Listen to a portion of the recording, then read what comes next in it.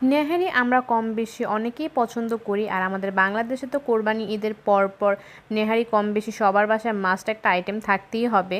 তো আমারও কিন্তু নেহারি মোটামুটি পছন্দ, আর নেহারি অনেকবারই আমার খাওয়া হয়েছে, কিন্তু আমি নেহারি রান্না করতে পারি না। সবসময় দেখা যায় আমু রান্না করতো বা বাহিরে রান্না করা নেহারি খেয়েছি।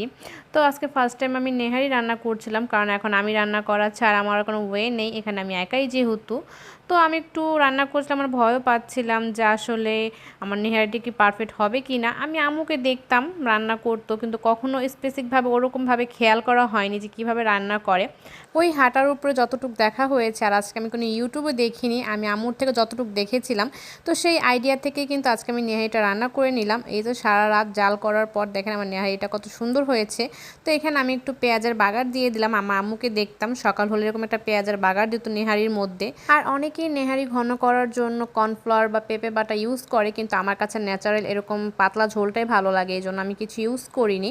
আর এখন নেহারির সাথে খাওয়ার জন্য আমি কিছু রেডি রুটি ভেজে নিব। যদিও নেহারির সাথে কিন্তু তন্দুর রুটিটা খুবই ভালো যায়, কিন্তু এখানে তো তন্দুর রুটি সকালে আমি কোথায় পাবো, এখানে তো আর বাঙালি হোটেল নেই, আর বাসায় বানাবো সেটা অনেক সময়ের ব্যাপার। তো আজকে আমি আর ঝামেলা করিনি, এই জন্য আমি রুটি ভেজে নিয়েছিলাম।